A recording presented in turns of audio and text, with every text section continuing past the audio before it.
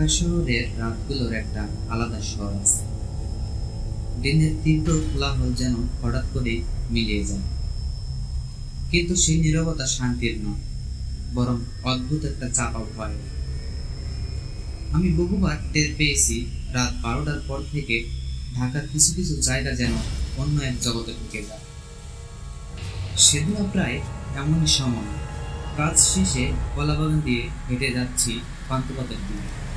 আকাশ ভারী মেঘে ঢাকা, বাতাসে কাঁচা মাটির গন্ধ, মনে হচ্ছিল বৃষ্টি নামবে। হঠাৎ আমার চোখ আটকে গেল ডান পাশের দিকে।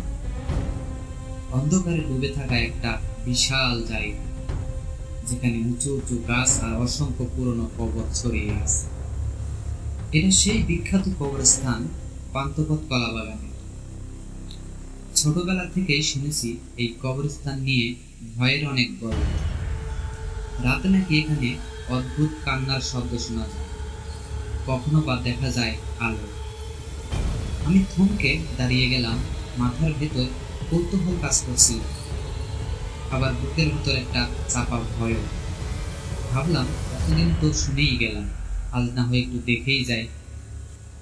চারপাশ একদম নিস্তব্ধ, কেবল দূরে কুকুরের হালকা ডাকে মনে হলো কেউ যেন হুঁশিয়ার করে দিচ্ছে ভিতরে যেও না।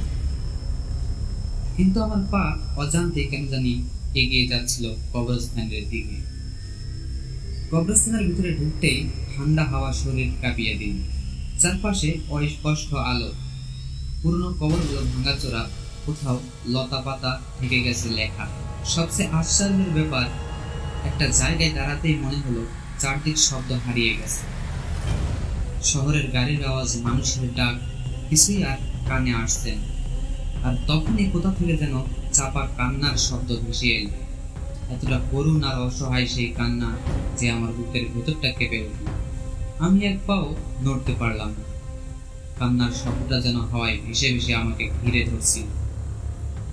আমি ভয়ে চোখ বন্ধ করে ফেললাম, কিন্তু কানে স্পষ্ট ভেসে আসছিল সেই করুণ সুর। কিছুক্ষণ পর যখন চোখ খুললাম, দেখলাম সামনে সাদা শাড়ি পরা একটা মেয়ে।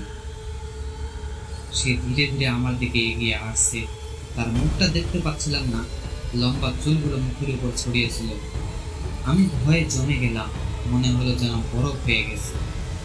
নড়াচড়া করার শক্তি আমার ছিল না। সেই মেয়েটি যখন একেবারে আমার কাছে চলে এলো, তখন তার হাতে ধরা একটা পুরনো ডায়েরি আমার হাতে ধরিয়ে দিল। হঠাৎ করে চারপাশের পরিবেশ বদলে যেতে লাগলো। কুয়াশাগুলো হঠাৎ করে উধাও হয়ে গেল। কুকুরের ডাক আবার কানে আসতে লাগলো। আমি অবাক হয়ে দেখলাম সেই মেয়েটি আর আমার সামনে নেই, কেবল ডায়েরিটা আমার হাতে রয়ে গেছে।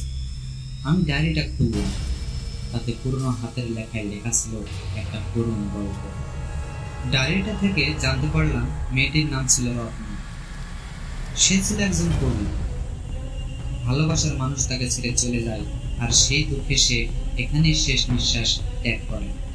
রত্নার ডায়েরিতে লেখার শেষ লাইনে সে অনুরোধ করেছিল, আমার গল্পটা সবার কাছে পৌঁছে দিও, তবেই আমি শান্তি পাব।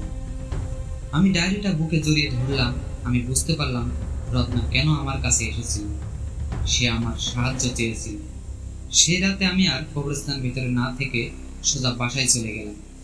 পরের দিন ডায়েরি থেকে রত্নার কবিতাগুলো আর তার গল্পটা আমি আমার ব্লগে প্রকাশ করব। রত্নার গল্পটা সবার কাছে পৌঁছানোর পর থেকেই সেই কবরস্থানে আর কোনোদিনও কোনো কান্নার শব্দ শোনা যায়নি।